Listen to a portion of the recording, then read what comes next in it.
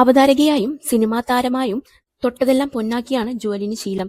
സ്റ്റേജിലേക്കു കയറിയാൽ ചുറ്റുമുള്ളവരിലേക്കും കൂടി ഊർജം പ്രസരിപ്പിക്കുന്ന ജുവലിനെയാണ് കാണുക. പക്ഷെ പെട്ടെന്നൊരു ദിവസം ജുവൽ സ്റ്റേജിൽ നിന്നും വെള്ളിത്തിരയിൽ നിന്നും തന്നെ അപ്രത്യക്ഷയായി. പിന്നെ നാം ജുവലിനെ കാണുന്നത് ക്യാൻസറിനെ തോൽപ്പിച്ച പോരാളിയായിട്ടാണ്.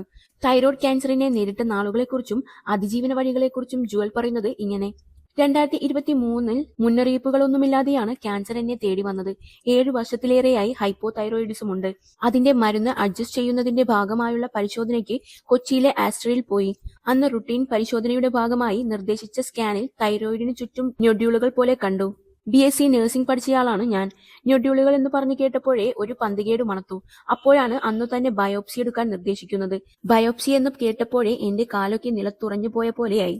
കടുത്ത ആങ്സൈറ്റി പ്രശ്നമുള്ളയാളാണ് ഞാൻ. ബയോപ്സി ഒന്നും വേണ്ട എന്നൊക്കെ പറഞ്ഞു രക്ഷപ്പെടാൻ നോക്കി.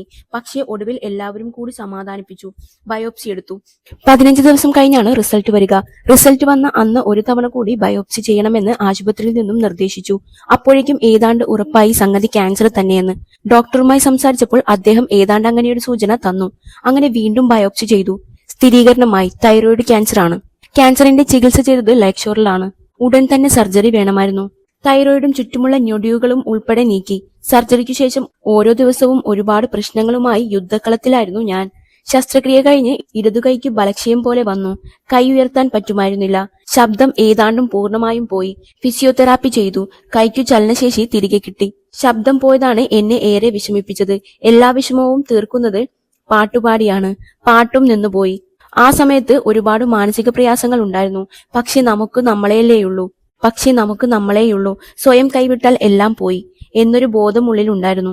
സ്പീച്ച് തെറാപ്പിയും വോക്കൽ എക്സസൈസും വോയിസ് റെസ്റ്റും ഒക്കെയായി ഞാൻ നല്ല എഫേർട്ട് എടുത്തു. 1.5 മാസം കൊണ്ട് ശബ്ദം ശരിയായി. സർജറിക്കു ശേഷം നടത്തിയ പരിശോധനകളിലെല്ലാം രോഗം പൂർണ്ണമായും മാറിയതായാണ് കണ്ടത്. തൈറോയിഡ് ക്യാൻസർ പൊതുവെ നല്ല ചികിത്സാവിജയം ഉള്ള ക്യാൻസറാണ്. എന്റെ പരിശോധനാ ഫലങ്ങളെല്ലാം നോക്കിയിട്ട് ക്യാൻസർ തിരിച്ചു വരാൻ സാധ്യത വളരെ കുറവാണെന്നാണ് ഡോക്ടർ പറഞ്ഞത്. നഴ്സിംഗ് പഠന സമയത്തൊക്കെ ഞാൻ ശ്രദ്ധിച്ച ഒരു കാര്യമുണ്ട്. ക്യാൻസർ ആണെന്ന് പറയുമ്പോഴേ എല്ലാവരും വല്ലാതങ്ങ് പേടിക്കും. ആ പേടി അവരുടെ ഇമ്മ്യൂണിറ്റിയെ തന്നെ തകർത്ത് കളയുന്നത് കണ്ടിട്ടുണ്ട്. ഇങ്ങനെ പേടിച്ചു താഴെ പോകാതെ രോഗത്തെ കരുത്തോടെ നേരിടാൻ മനസ്സിനെ പരിശീലിപ്പിക്കണം. പറയാൻ എളുപ്പമാണെന്ന് തോന്നാം. ക്യാൻസർ ആണെന്ന് ഉറപ്പിച്ച ശേഷമുള്ള 2 ദിവസം ഞാനും വല്ലാതെ പതറിപ്പോയിരുന്നു. പക്ഷെ 3-ാം നാൾ എവിടെന്നോ ഒരു ഉൾക്കരുത്ത് കിട്ടി. ഒരു ദിവസം എല്ലാവരും മരിക്കും. പക്ഷെ മരിക്കുമ്പോൾ മരിച്ചാൽ മതിയല്ലോ. അതുവരെ ഒരു ദിവസം അല്ലെങ്കിൽ ഒരു മണിക്കൂർ ആസ്വദിച്ച് സന്തോഷത്തോടെ ജീവിക്കാമെന്നങ്ങ് ഉറപ്പിച്ചു. അന്നു മുതൽ സർജറി വരെ എനിക്ക് ഏറ്റവും ഇഷ്ടമുള്ള കാര്യങ്ങൾ ചെയ്തു ഭയങ്കര സന്തോഷത്തിലാണ് ഞാൻ നടന്നത്. സർജറിക്ക് മുമ്പ് അനസ്തേഷ്യ നൽകുമല്ലോ. ആ സമയത്തും താങ്ക് യു ഫോർ എവറിത്തിങ് എന്ന് മനസ്സു നിറഞ്ഞു പറഞ്ഞുകൊണ്ടാണ് ഞാൻ കണ്ണുകൾ അടച്ചത്. സർജറി കഴിഞ്ഞിട്ടും കൊച്ചു കൊച്ചു കാര്യങ്ങളിൽ പോലും സന്തോഷം കണ്ടെത്താൻ ബോധപൂർവം ശ്രമിച്ചുകൊണ്ടിരുന്നു. സർജറിയുടേത് വലിയ മുറിവായിരുന്നു. കഴുത്തിനു താഴെ വീർത്തിട്ടുണ്ടായിരുന്നു. ഡ്രെയിനും പ്ലാസ്റ്ററും എല്ലാം ഉണ്ട്. ആ ദിവസങ്ങളിലും ഉണർന്നയുടൻ തന്നെ മുഖം കഴുകി കണ്ണെഴുതി ലിപ്സ്റ്റിക്കിട്ട് സുന്ദരിയായി ഇരിക്കുമായിരുന്നു. ആരു കണ്ടാലും രോഗത്തെ കാണരുത്, എന്നെ കണ്ടാൽ മതി എന്ന് എനിക്ക് നിർബന്ധമായിരുന്നു. ഈ കൊച്ചു കാര്യങ്ങളൊക്കെ തിരികെ ജീവിതത്തിലേക്കുള്ള വരവിന് എന്നെ സഹായിച്ചിട്ടുണ്ട്. ശബ്ദം പോയ സമയത്ത് എനിക്ക് എന്നെ തന്നെ കേൾക്കാം. പക്ഷെ നമ്മുടെ ഉള്ളിലുള്ള എക്കോസ് കേട്ടിരിക്കുക എന്നത് ഒരുപാട് ട്രോമറ്റൈസിംഗ് ആയിരുന്നു. ആ സമയത്ത് തെറാപ്പിയും മൈൻഡ്ഫുൾനെസ്സും എന്നിലേക്കു തന്നെയുള്ള നടത്തവും ഒക്കെ സഹായിച്ചിട്ടുണ്ട്. പക്ഷെ ഞാൻ സ്വന്തമായി കണ്ടെത്തിയ ഒരു വലിയ തുറവിയായിരുന്നു എഴുത്ത്.